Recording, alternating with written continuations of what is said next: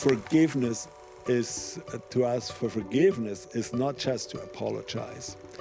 It's to repair. So when I crash into your car and I crash the fender and the bumper and everything, I can say, oh, I'm sorry. I can every year I can come on Christmas and I'm sorry, give you a chocolate, I'm sorry. But this does not help. This does not repair your car. But the really reparation is not just to apologize, it's to bring life back. Wow. To do something, to bless the Jewish people and to bring a life back. So this is, Wow. Beautiful. Welcome back to the conversations we're having at the Gateway Center for Israel. We have our dear friend Gerhard with us from Germany. Yes. And we're just going to dive right into the conversation. First of all, thank you for being here. And such short notice. We literally talked to you last night, right? Yeah. And you decided to come in, so we're so grateful to have you. Obviously, you have a compelling story. You started talking before we were recording, and we were like, stop, we need to hear this.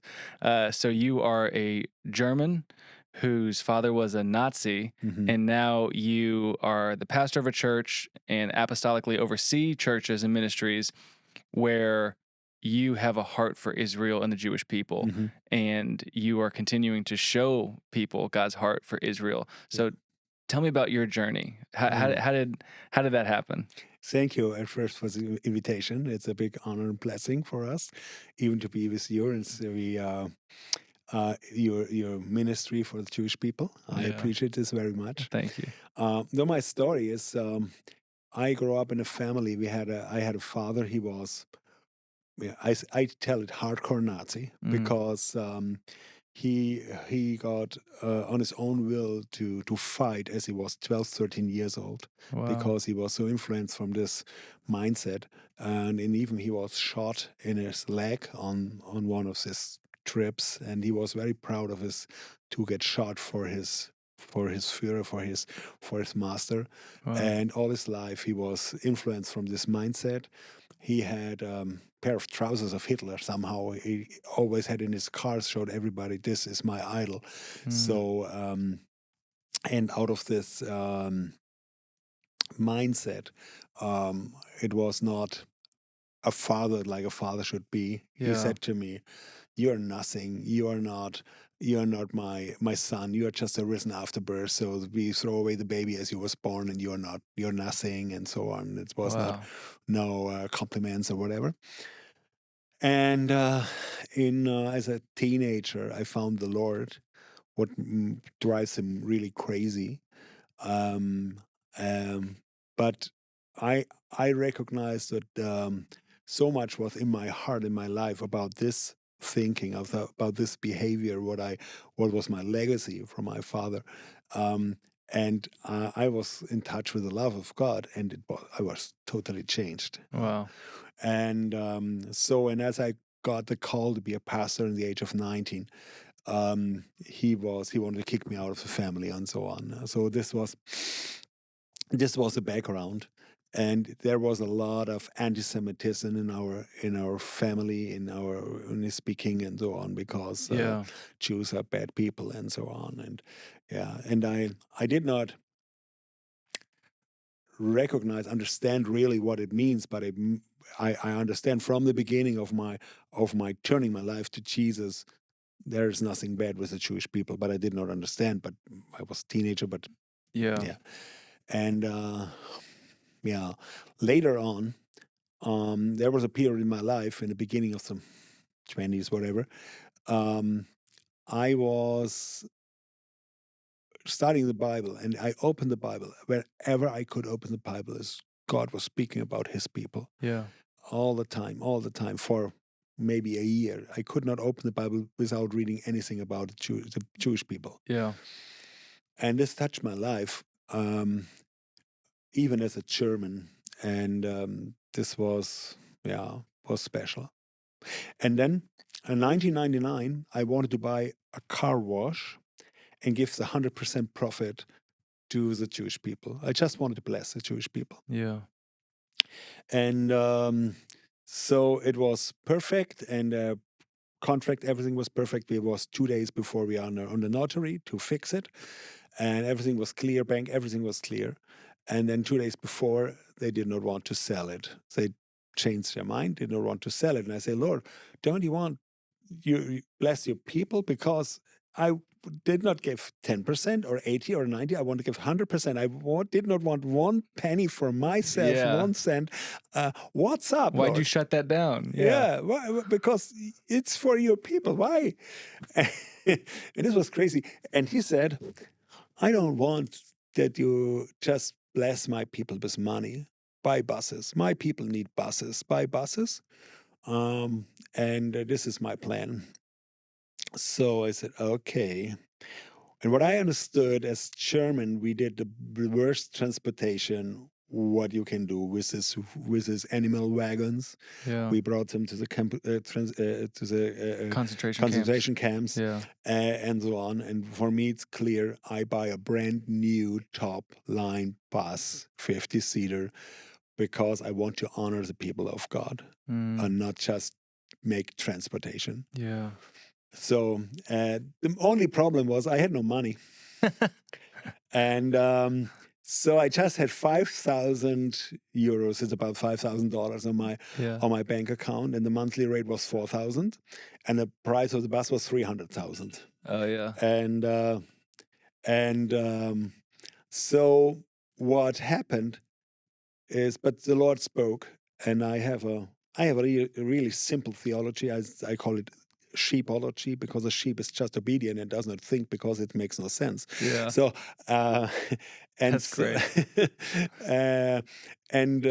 Okay, so I went with my 5,000 to the dealer. I said, I want to order a new bus, and through a miracle, they believed me and gave me the money, whatever.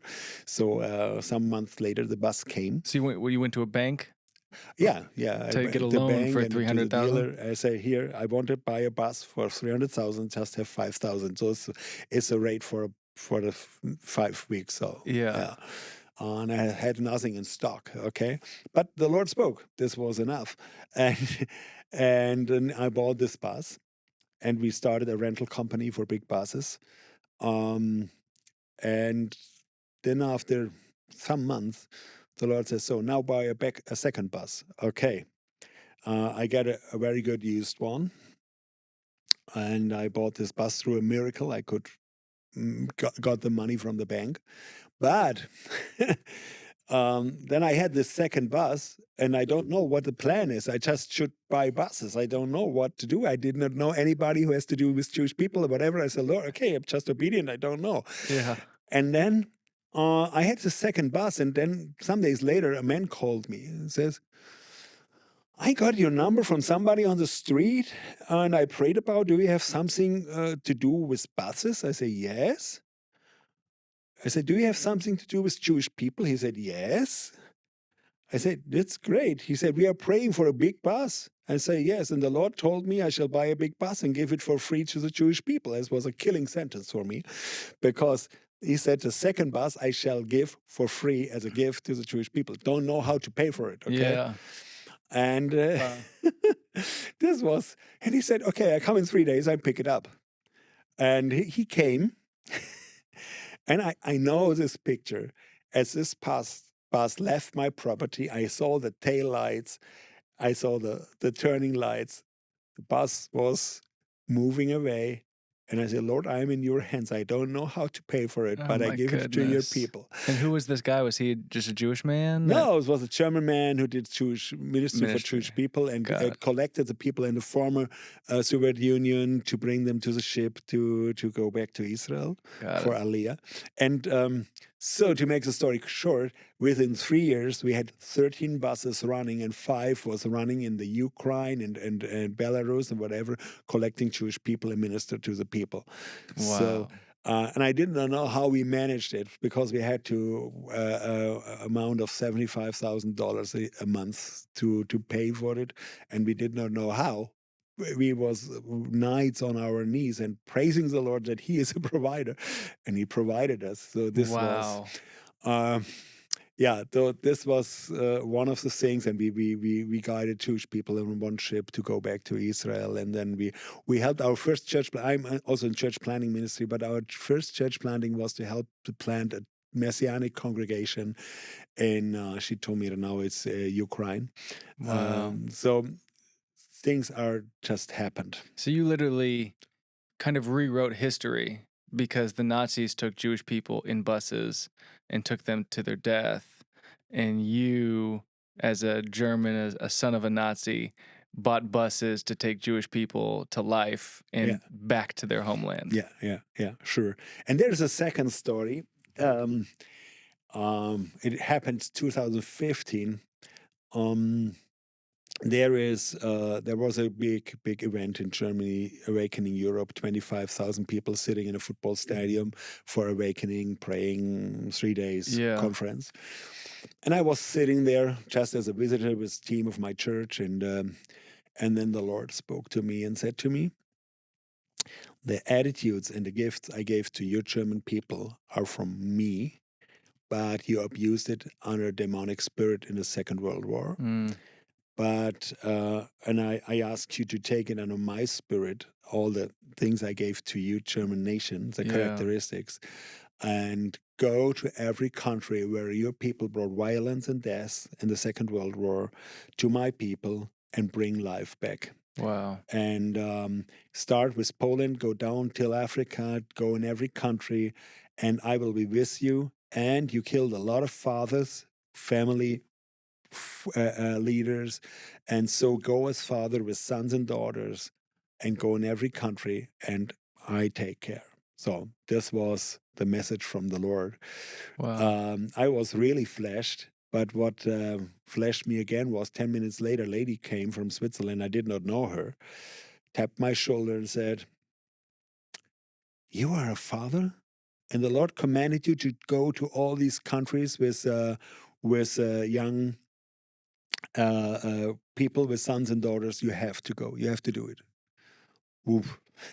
So she just prophetically She just confirmed was it. prophetically, yes. And then 10 minutes later, another lady came. I did not know her. She said, "What happened to you?" I said, "What do you mean?" She said, "There was a spotlight from heaven on your head. I saw it from the other side of the football stadium. I had to go around the half stadium to tell you the Lord spoke something very special to you. You have to do it." Wow. Yes.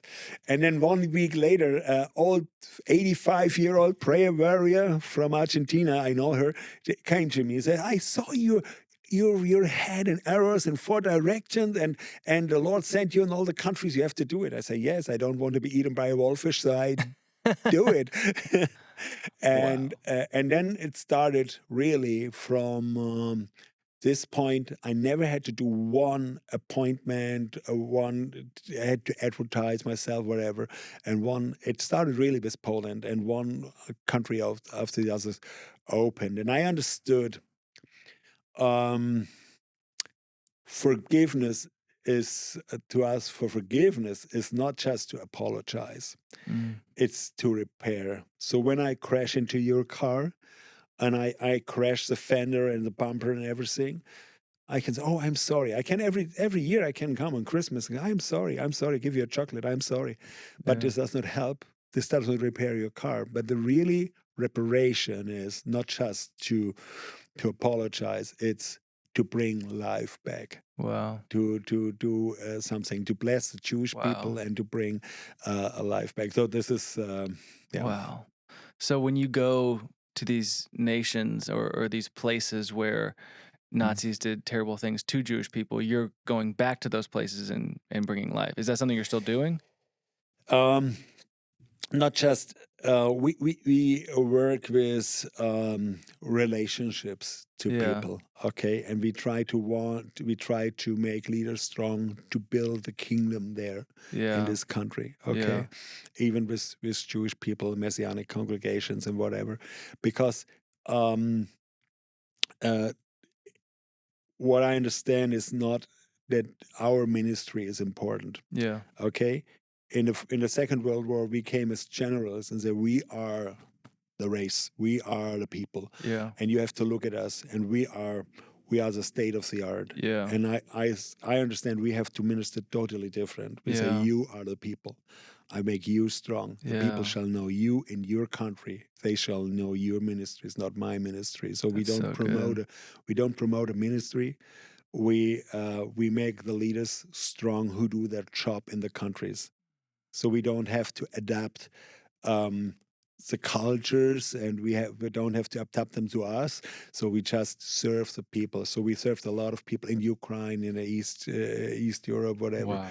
and this is. So we are a little bit serving under the radar. Yeah. So the most people do not know the name of our church, of our ministry, and this is good Yeah. because it's better that they know their leaders and so on and Wow. running. And by the way, we are also focused on the young generation. Yeah. So we're living 28 years with young people in our house, share one table, share one living room. We discipled them, we raised them up. A lot of leaders are coming out of this ministry. Yeah. And so even we train young people in leadership, church planting, and also in kingdom business, Yeah. that they take the responsibility and so on, and that there's new life even in these Wow. areas where the death was. So as we close, you say, you bring young people into your home, into your table and the couch, and you disciple them. Essentially, you teach them about church planting leadership. This is what we did up to now, Yeah. but now it changes a little bit. The Lord spoke very intense about the next generation, and Yeah. now we are. He showed me to increase this ministry, to make it more open, not just on the kitchen table. Yeah. To Because the young generation between 15 and 25 um, has a problem that mostly they don't know what is their calling, what is their purpose, and they do not have fathers. They lead them into their calling. Yeah. They park their life on universities and whatever and so on. And 70% of the students do not stay in the subject they learned. They do something. That they do something. Yeah. And he spoke in the last years very, very intense to me. Help the generations that change the nations and invest in them, even to take the responsibility to find out my gift and give them a possibility to run, give them a possibility to make mistakes, but grow them up. And I will increase this. And so we want to serve the countries in a new way to strengthen up the young leaders, young people. Wow. And not just for church, for business, for society, for arts, for everything, every purpose of life, that they influence the society. Yeah. So what would be your message if there's young people watching right now who are in that position, they don't know what they're called to do, they don't know their purpose, what would be your message to them? My message is, you have definitely a calling, Mm-hmm. and there's so much in your life you don't know now. And look for people who help you to discover it in the early age and believe in you and let you run Yeah. and give you the room to make mistakes, to fall down, to go up. It's no problem.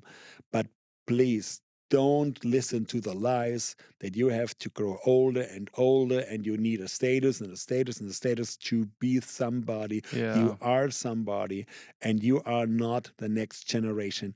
You are the generation now. Come on. To do it. And this is very important. And I have also a message to the old generation: be fathers and mothers and let them free and give them space, and you will come in the fulfillment of fathership and mothership. There's, for every generation, a lot of possibilities. That's so good. Well, I thank you so much for sharing your story and what you're doing. We, like you said, it's kind of under the radar, but your kingdom mindedness, the emphasis you put on growing His kingdom, not your kingdom, is truly inspirational and something that I think we all need to hear. So thank you for spending time with us. We love you. Pleasure. We bless you. Thank you. And we pray that the Lord just continues to expand and grow His kingdom through your obedience. So thank you. Thank you. Thank you so much for having me. And thank you for everything what you are doing. I appreciate it very much. Thank Thank you. you so much. Thank you.